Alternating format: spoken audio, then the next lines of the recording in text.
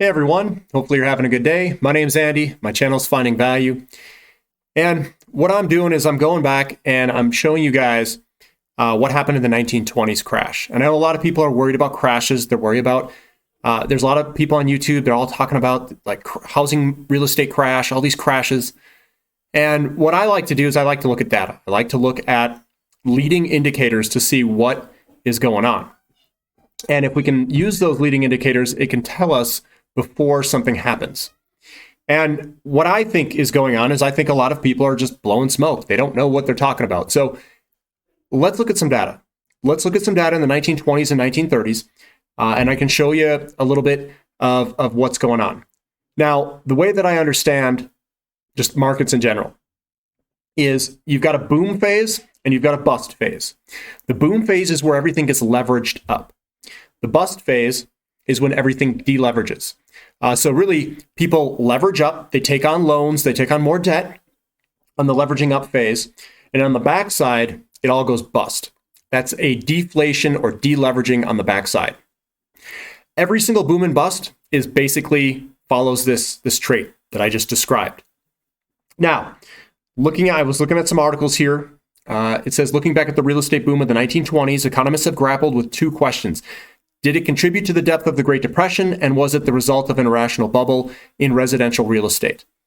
I think it is a result of a bubble in residential real estate. So if we were to look down here, I'm just going to read some more things here. It says finding that cities which had experienced the biggest house construction booms in the mid-1920s had the highest increases in house values and homeownership rates across the 1920s. They also saw the greatest declines in house values and homeownership rates after 1930. They also experienced the highest rates of mortgage foreclosure in the early 1930s. These patterns look very much like those around 2006. They are consistent with the bubble. They show that the effects of the mid-1920s boom on house market were still present as of 1929. They suggest that in the post-1929 downturn in the Great Depression, house prices fell more there where more foreclosures because the 1920s boom had taken place. So I'm gonna go somewhere. I've got this graph behind me. Here it is. It says the 1920s real estate boom and the downturn of the Depression. And what am I looking at? I'm looking at single-family housing starts. And remember, I talk a lot about housing starts. When you see the housing starts decline, that means that loans are starting to decline. It means that inventory is getting filled up and we're going to see a crash. Look what we have right here. Just looking at, you can use either one of these graphs right here. It was coming up in the mid-1920s all the way to about 25, 26. The housing starts continued to increase. That was the boom. And it was also the peak.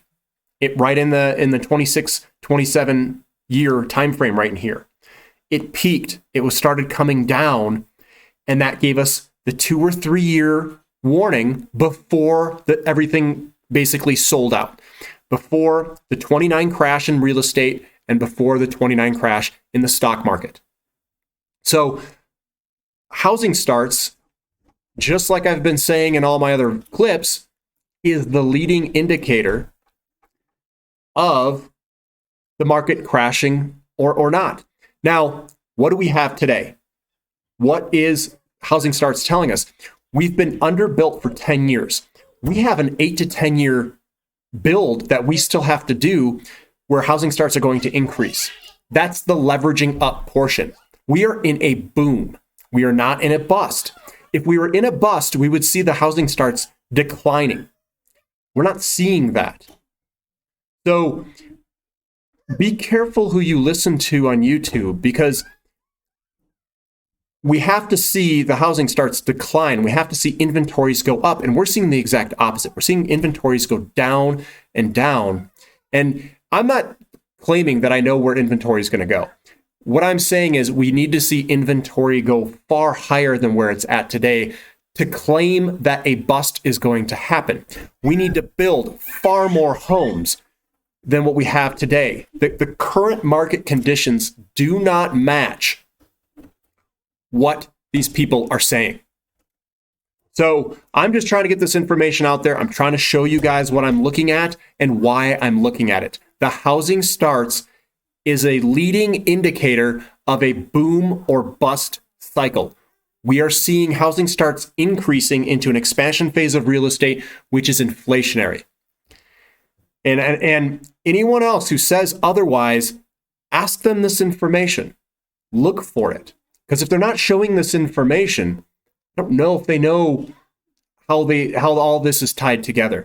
I think the 1929 stock market crash was really real estate driven. I think that the deflation on that backside came from real estate and the leveraging up and the deleveraging on the backside. That's my opinion. So if you guys like this content, give me a thumbs up. And I appreciate you guys listening. This is Finding Value.